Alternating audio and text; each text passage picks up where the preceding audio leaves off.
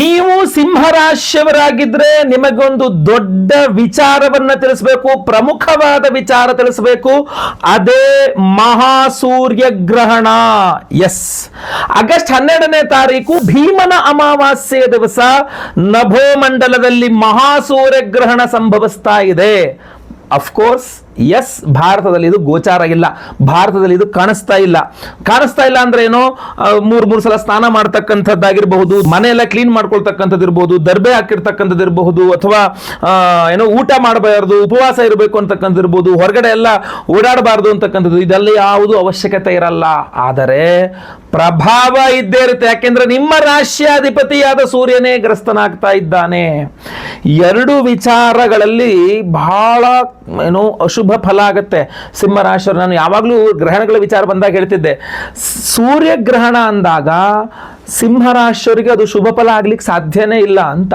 ಶುಭ ಫಲ ಇದ್ರೂ ಸಹ, ಶಾಸ್ತ್ರ ಪ್ರಕಾರ ಶುಭ ಫಲ ಬಂದರೂ ಸಹ ನಿಮಗೆ ಶುಭ ಫಲ ಹೇಳಲಿಕ್ಕೆ ಸಾಧ್ಯ ಇಲ್ಲ, ಯಾಕೆಂದ್ರೆ ನಿಮ್ಮ ರಾಶ್ಯಾಧಿಪತಿನೇ ಗ್ರಸ್ತನಾಗ್ತಾ ಇರ್ತಾನೆ ಅಂತ. ಹಾಗೂ ಎರಡನೇದಾಗಿ ಈ ಬಾರಿಯ ಸೂರ್ಯಗ್ರಹಣ ನಿಮಗೆ ಶುಭ ಫಲ ಇಲ್ಲವೂ ಇಲ್ಲ, ಯಾಕೆಂದ್ರೆ ನಿಮ್ಮ ರಾಶಿಯಿಂದ 12ನೇ ರಾಶಿಯಲ್ಲಿ ಸೂರ್ಯಗ್ರಹಣ ಸಂಭವಿಸ್ತಾ ಇರತಕ್ಕಂಥದ್ದು. ಸೊ ಬಹಳವೇ ಎಚ್ಚರಿಕೆ ವಹಿಸಬೇಕಾಗ್ತದೆ, ಬಹಳಷ್ಟು ವಿಚಾರಗಳಲ್ಲಿ ಎಚ್ಚರಿಕೆ ವಹಿಸಬೇಕಾಗ್ತದೆ, ಹಾಗೂ ಪರಿಹಾರಗಳನ್ನು ಮಾಡ್ಕೊಳ್ಬೇಕಾಗ್ತದೆ. ಏನು ಎತ್ತ ಎಲ್ಲದನ್ನೂ ಸಹ ತಿಳಿಸ್ತೇನೆ. ದಯವಿಟ್ಟು ಪ್ರತಿಯೊಬ್ಬ ಸಿಂಹರಾಶಿಯವರಿಗೆ ಬಹಳ important video. WhatsApp, Facebook, messenger, Telegram, Instagram ಎಲ್ಲ ಕಡೆ ಸಾಮಾಜಿಕ ಜಾಲತಾಣಗಳಲ್ಲಿ ವಿಡಿಯೋನ ಶೇರ್ ಮಾಡಲಿಕ್ಕೆ, ದಯವಿಟ್ಟು ಶೇರ್ ಮಾಡಲಿಕ್ಕೆ ಮರಿಬೇಡಿ. ಅಷ್ಟೇ ಅಲ್ಲ, ಪ್ರತಿಯೊಬ್ಬರು ಕಮೆಂಟ್ ಮಾಡಿ ಕೆಳಗಡೆ ಓಂ ಸೂರ್ಯನಾರಾಯಣಾಯ ನಮಃ ಅಂತ ಪ್ರತಿಯೊಬ್ಬ ಸಿಂಹರಾಶಿಯವರು ಯಾರು ವಿಡಿಯೋ ನೋಡ್ತಿದ್ದೀರಾ ಕೆಳಗಡೆ ಕಮೆಂಟ್ ಮಾಡಿ. ಫೇಸ್ಬುಕ್ ಅಲ್ಲಿ, ಇನ್ಸ್ಟಾಗ್ರಾಮ್ ನೋಡ್ತಿದ್ರೆ ನಮ್ಮ ಪೇಜ್ ಫಾಲೋ ಮಾಡ್ಲಿಕ್ಕೆ ಮರಿಬೇಡಿ.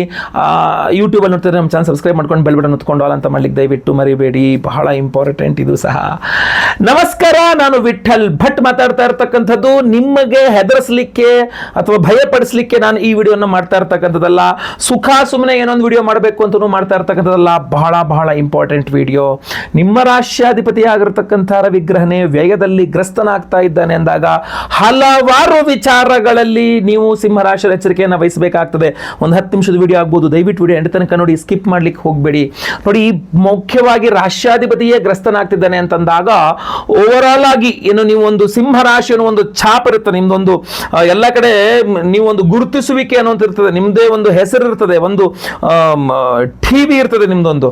ಸೊ ಅದೆಲ್ಲ ಹಾಳಾಗುವ ಸಾಧ್ಯತೆ ಇರ್ತದೆ. ನಿಮ್ಮ ಓವರ್ ಆಲ್ ಡೆವಲಪ್ಮೆಂಟ್ಗೆ ಹೊಡೆತ ಕೊಡ್ತಕ್ಕಂಥ ಗ್ರಹಣವಾಗ್ಬಿಡುತ್ತೆ. ಅವಮಾನಗಳು ಜಾಸ್ತಿ ಆಗಲಿದೆ, ಕಳೆದುಕೊಳ್ಳುವಿಕೆ ಜಾಸ್ತಿ ಆಗಲಿದೆ, ಆರೋಗ್ಯ ಬಾಧೆಗಳು ಜಾಸ್ತಿ ಆಗಲಿದೆ. ರಾಶ್ಯಾಧಿಪತಿಯ ವ್ಯಯದಲ್ಲಿದ್ದಾಗ ಆರೋಗ್ಯ ಇರೋದಿಲ್ಲ, ಔಷಧೋಪಚಾರಗಳು ಮಾಡಿದ್ರು ಕೆಲಸ ಮಾಡ್ತಾ ಇರೋದಿಲ್ಲ. ಸುಮಾರು ಡಾಕ್ಟರ್ಗಳಾಯ್ತ್ರಿ, ಸುಮಾರು ಔಷಧಿ ಆಯ್ತ್ರಿ, ಏನ್ ಮಾಡಿದ್ರು ಕೆಲಸ ಮಾಡ್ತಾ ಇಲ್ಲ, ಏನು ಅಂತ ಗೊತ್ತಾಗ್ತಾ ಇಲ್ಲ ನಮಗೆ ಅಂತ ಹೇಳಿ. ಆಮೇಲೆ ರಾಂಗ್ ಡಿಸಿಷನ್ಗಳು, ಅಂದ್ರೆ ತಪ್ಪು ನಿರ್ಧಾರಗಳು, ಡಾಕ್ಟರ್ಗಳು ಅಥವಾ ರಿಪೋರ್ಟ್ಗಳು ತಪ್ಪು ಬರ್ತಕ್ಕಂಥದ್ದು. ಮತ್ತೆ ಅದಕ್ಕೆ ಹೇಳ್ತೀನಿ, ಸೆಕೆಂಡ್ ಒಪಿನಿಯನ್, ಥರ್ಡ್ ಒಪಿನಿಯನ್ ತಗೊಳ್ಳಿ, ಯಾವುದೇ ಆರೋಗ್ಯ ಬಾಧೆಗಳಿದ್ರು ಸಹ. ಸೊ ಆರೋಗ್ಯದ ವಿಚಾರದಲ್ಲಿ ತುಂಬಾ ಹಿನ್ನಡೆ. ಬಹಳ ಮುಖ್ಯವಾಗಿ ನಿಮ್ಮ ಕೆಪಾಸಿಟಿಯೇ ಡೌನ್, ಕಡಿಮೆ ಆಗ್ಬಿಡಲಿದೆ. ನಿಮ್ಮ ಶಕ್ತಿ, ನಿಮ್ಮ ಯುಕ್ತಿ, ನಿಮ್ಮ ತಾಕತ್ತು ಇದೆಲ್ಲ ಸ್ವಲ್ಪ ಡೌನ್ ಆಗುವಂತ ಸಾಧ್ಯತೆ ಇದೆ. ಹಾಗೂ ಅದರಿಂದ ನಿಮಗೇನು ಒಳ್ಳೆ ಹೆಸರು ಬರ್ತಿತ್ತು ಅಥವಾ ಏನು ಲಾಭ ಮಾಡ್ತಾ ಇದ್ರಿ, ಇಲ್ಲ, ನಷ್ಟವಾಗುವ ಸಾಧ್ಯತೆ. ಏನೋ ಮಾಡಕ್ ಹೋದೆ ಮರಯ, ಎಲ್ಲ ಎಡವಟ್ಟಾಗೋಯ್ತು, ನಷ್ಟ ಆಗೋಯ್ತು ಅಂತ. ಸೊ ಅದರಿಂದ ಇನ್ನೊಂದು 48 ದಿನಗಳ ಕಾಲ ಅಥವಾ 3 ತಿಂಗಳುಗಳ ಕಾಲ ದೊಡ್ಡದಾಗಿ ಇನ್ವೆಸ್ಟ್ ಮಾಡೋದು, ದೊಡ್ಡದಾಗಿ ಯಾವುದೋ ಕೆಲಸಗಳಲ್ಲಿ ಹೋಗಿ ಇದು ಮಾಡ್ತೀನಿ, ನಾನು ಮಾಡ್ತೀನಿ ಅಂತ ಮುಂದೆ ಹೋಗ್ತಕ್ಕಂಥದ್ದು ಮಾಡಬೇಡಿ. ಇರಬೇಕು ನೀವು ಅಂತಂದರೆ ಇದಿರೋ ಇಲ್ವೋ ಅಂತ ಗೊತ್ತಾಗಬಾರ್ದು, ನೀವು ಆ ರೀತಿಯಲ್ಲಿ ಇರಬೇಕು. ಈ ಒಂದು ಮಹಾಸೂರ್ಯ ಗ್ರಹಣ ನಿಮ್ಮ ಸಾಲಗಳ ಮೇಲೆ ಪ್ರಭಾವ ಬೀರಲಿದೆ. ನೀವು ಸಿಂಹರಾಶಿಯವರು ತಗೊಂಡ ಸಾಲ ಇರ್ಬೋದು, ಕೊಟ್ಟ ಸಾಲ ಇರ್ಬೋದು, ಕೊಡಿಸಿದ ಸಾಲ ಇರ್ಬೋದು, ಮಾಡಬೇಕು ಅನ್ಕೊಂಡಿರುವ ಪ್ರಮುಖವಾದ ಸಾಲಗಳಿರ್ಬೋದು, ಅಪ್ಲೈ ಮಾಡ್ಕೊಂಡು ಕೂತಿದ್ದೀರಾ ಅಥವಾ ಅಪ್ಲೈ ಮಾಡಬೇಕು ಅಂತ ಅನ್ಕೊಂಡಿದ್ದೀರಾ, ಆ ಮಾಡಬೇಕು ಅನ್ಕೊಂಡಿರುವ ಸಾಲಗಳಿರಬಹುದು. ಪ್ರತಿಯೊಂದು ಸಾಲಗಳ ಮೇಲೆ ಈ ಮಹಾಸೂರ್ಯ ಗ್ರಹಣದ ಪ್ರಭಾವ ಬೀರಲಿದೆ, ನೆನ್ಪಿಟ್ಕೊಳ್ಳಿ. ಸೊ ಸೂರ್ಯಗ್ರಹಣದ ಪ್ರಭಾವ ಸಾಲಗಳ ಮೇಲೂ ಸಹ ಬೀಳಲಿದೆ. ಅಷ್ಟೇ ಅಲ್ಲ, ಶತ್ರುಗಳ ಮೇಲೆ, ಮಲಗಿರುವ ನಿನ್ನ ಶತ್ರುವನ್ನ ನೀವೇ ಕಾಲಾರೆ ಒದ್ದು ಎಬ್ಬಿಸುವ ರೀತಿಯ ಪ್ರಭಾವ ಇದು. ಅವನು ನಿಮ್ಮ ಬಗ್ಗೆ ಮರ್ತೋಗಿದ್ದಾರೆ, ನಿಮ್ಮ ಬಗ್ಗೆ ಗಮನನೇ ಇಲ್ಲ ಅವನಿಗೆ, ಅದು ನಿಮ್ಮ ಶತ್ರು ಅವನು. ನೀವೇ ಹೋಗಿ ಕೆರೆದು ಅವನನ್ನು ನಿಮ್ಮ ಮೈ ಮೇಲೆ ಹಾಕೊಂಡಂಗೆ ಆಗುತ್ತೆ ಇದು ಪರಿಸ್ಥಿತಿ. ಸೊ ಶತ್ರುಗಳು ಎದ್ದು ಎಚ್ಚರಗೊಂಡು ನಿಮ್ಮನ್ನ ಗುರುತಿಸಿ ನಿಮ್ಮತ್ತ ಗುರಿ ಇಡುವಂತಹ ಕೆಲಸವನ್ನ ಆರಂಭಿಸ್ತಾರೆ. ಸೊ ಈ ಮಹಾ ಸೂರ್ಯಗ್ರಹಣ ಸಿಂಹ ರಾಶಿಯವರು ಎಷ್ಟು ಸಮಸ್ಯೆಗಳನ್ನು ಕೊಡ್ತಾ ಇರ್ತದೆ, ಜೊತೆಗೆ ಕಳೆದುಕೊಳ್ಳುವಿಕೆ ಜಾಸ್ತಿ, ಲಾಸ್, ಬಿಸ್ನೆಸ್ಸಲ್ಲಿ ಲಾಸ್, ತುಂಬ ಇಷ್ಟವಾದ ವ್ಯಕ್ತಿ ದೂರ ಹೋದರು, ಅಥವಾ ತುಂಬ ಅದ್ಭುತವಾದ ಅಧಿಕಾರ ಕಳ್ಕೊಂಡೆ, ಇಂಪಾರ್ಟೆಂಟ್ ವಸ್ತು ಕಳ್ಕೊಂಡೆ, ಈ ಥರ ಕಳೆದುಕೊಳ್ಳುವಿಕೆ ತುಂಬ ಜಾಸ್ತಿ ಆಗಿಬಿಡುತ್ತೆ.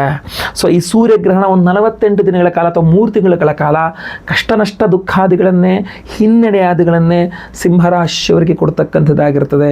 ಸೊ ನಾನು ಏನು ಹೇಳಿದ್ದೇನೆ ಇದೆಲ್ಲ ವಿಚಾರಗಳು ನೀವು ಕೇರ್ಫುಲ್ ಆಗಿರಬೇಕು. ಪರಿಹಾರ ಬಹಳ ಮುಖ್ಯ, ಯಾಕೆಂದರೆ ನಿಮ್ಮದೇ ರಾಶ್ಯಾಧಿಪತಿಯೇ ಗ್ರಸ್ತನಾಗ್ತಾ ಇರತಕ್ಕಂಥದ್ದು. ಸೊ ಏನು ಪರಿಹಾರದ ವಿಚಾರ ಅಂತಂದರೆ ಬಹಳ ಮುಖ್ಯವಾಗಿ ಆದಿತ್ಯ ಹೃದಯ ಸ್ತೋತ್ರ 12ನೇ ತಾರೀಕು 13ನೇ ತಾರೀಕು 2 ದಿವಸನೂ ಪರಿಹಾರ ಮಾಡ್ಕೊಳ್ಳಿ. 12ನೇ ತಾರೀಕು ಬೆಳಗ್ಗೆ ಎದ್ದು ಸ್ನಾನ ಮಾಡಿಕೊಂಡು ಆದಿತ್ಯ ಹೃದಯ ಸ್ತೋತ್ರವನ್ನು 3 ಸಲ ಪಠನೆ ಮಾಡಿ, ರವಿಗ್ರಹದ ಅಷ್ಟೋತ್ರವನ್ನು 3 ಸಲ ಪಠನೆ ಮಾಡಿ, ಓಂ ಸೂರ್ಯನಾರಾಯಣಾಯ ನಮಃ 1008 ಸಲ ಜಪ ಮಾಡಿ ಈ ಮಂತ್ರವನ್ನು, ಅಥವಾ ಬರೀರಿ ಪೇಪರಲ್ಲಿ 108 ಸಲ ಬರೀರಿ ಮತ್ತು ರೆಡ್ ಇಂಕಲ್ಲಿ. ಜೊತೆಗೆ ಮರುದಿನ ಬೆಳಗ್ಗೆ ಅಂದರೆ 13ನೇ ತಾರೀಕು ಬೆಳಗ್ಗೆ ಮನೆ ಹತ್ತಿರವಿರುವ ಯಾವುದಾದ್ರು ದೇವಸ್ಥಾನದಲ್ಲಿ ಅರ್ಚಕರಿಗೆ ಕೆಂಪು ವಸ್ತ್ರ ದಾನ ಮಾಡಿ, ಗೋಧಿಯನ್ನು ದಾನ ಮಾಡಿ, ಬಹಳ ಇಂಪಾರ್ಟೆಂಟ್, ಗೋಧಿಯನ್ನು ದಾನ ಮಾಡಿ. ಅದರ ಜೊತೆಯಲ್ಲಿ ನೀವು ಆ ದೇವಸ್ಥಾನದಲ್ಲಿರುವ ನವಗ್ರಹಗಳಲ್ಲಿ ಮಧ್ಯದಲ್ಲಿ ಸೂರ್ಯಗ್ರಹ ಇರ್ತಾನೆ, ಫಲಪಂಚಾಮೃತ ಅಭಿಷೇಕ, ಕೆಂಪು ಹೂಗಳಲ್ಲಿ ಅರ್ಚನೆ, ಕಾಲು ನೋವು ಬರೋ ತನಕ ಪ್ರದಕ್ಷಿಣ ನಮಸ್ಕಾರ ಇದನ್ನೆಲ್ಲ ಮಾಡಿ. ಇದೆಲ್ಲ ಬಹಳ ಇಂಪಾರ್ಟೆಂಟು. ಇಲ್ಲ ಇನ್ನೂ ಪವರ್ಫುಲ್ ಆಗಿರ್ತಕ್ಕಂಥದ್ದು ಬೇಕಾ, ಪೂರ್ಣವಾದಂತಹ ಮಹಾಸೂರ್ಯಗ್ರಹಣದ ದುಷ್ಪ್ರಭಾವ ಪರಿಹಾರ ಮಾಡಿ ಶುಭ ಫಲವನ್ನು, ಒಂದು ಅದ್ಭುತವಾದ ರಾಜಯೋಗವನ್ನೇ ನಿಮಗೆ ಕೊಡ್ತಕ್ಕಂಥ ಅದ್ಭುತ ಪರಿಹಾರ ನಾವು ಮಾಡ್ತಾ ಇದ್ದೇವೆ. ಅದ್ರ ಬಗ್ಗೆ ನೀವು ತಿಳ್ಕೊಳ್ಬೇಕು. ಆಗಸ್ಟ್ 12ನೇ ತಾರೀಕು ಮಹಾಸೂರ್ಯಗ್ರಹಣದ ಅಂದರೆ ಭೀಮನ ಅಮಾವಾಸ್ಯೆಯ ದಿವಸವೇ ನಮ್ಮ ಯಾಗಶಾಲೆಯಲ್ಲಿ ನಾವು ಸಹಸ್ರ ರವಿ ಶಾಂತಿ ಹೋಮವನ್ನು ಮಾಡ್ತಾ ಇದ್ದೇವೆ. 1008 ಸಂಖ್ಯೆಯಲ್ಲಿ ವಿಶೇಷವಾಗಿ ರವಿಗ್ರಹಕ್ಕೆ ಹೋಮವನ್ನು ಮಾಡ್ತಾ ಇದ್ದೇವೆ. ಅಷ್ಟೇ ಅಲ್ಲ, ಅವತ್ತಿನ ದಿವಸ ಭೀಮನ ಅಮಾವಾಸ್ಯೆ ಜ್ಯೋತಿರ್ಭೀಮೇಶ್ವರ ದಿವಸ ಅಲ್ವಾ, ಸೊ ಅದರಿಂದ ಜ್ಯೋತಿರ್ಭೀಮೇಶ್ವರ ಮಂತ್ರ ಹೋಮವನ್ನು ಸಹ ಮಾಡ್ತಾ ಇದ್ದೇವೆ. ಅದರ ಜೊತೆಯಲ್ಲಿ ನಿಮಗೆಲ್ಲರ ಸಮಸ್ಯೆಗಳ ಪರಿಹಾರಕ್ಕೋಸ್ಕರವಾಗಿ ಶೂಲಿನಿ ದುರ್ಗಾ ಹೋಮವನ್ನು ಮಾಡ್ತಾ ಇದ್ದೇವೆ. ವಿವಾಹ ದಾಂಪತ್ಯಾದಿ ವಿಚಾರಗಳ ಪರಿಹಾರಕ್ಕೆ ಸ್ವಯಂವರ ಪಾರ್ವತಿ ಮಂತ್ರ ಹೋಮವನ್ನು ಮಾಡ್ತಾ ಇದ್ದೇವೆ. ಗುರು ಶಾಂತಿ ಹೋಮ, ಶನಿ ಶಾಂತಿ ಹೋಮ, ನವಗ್ರಹ ಶಾಂತಿ ಹೋಮಗಳನ್ನೇ ಮಾಡ್ತಾ ಇದ್ದೇವೆ.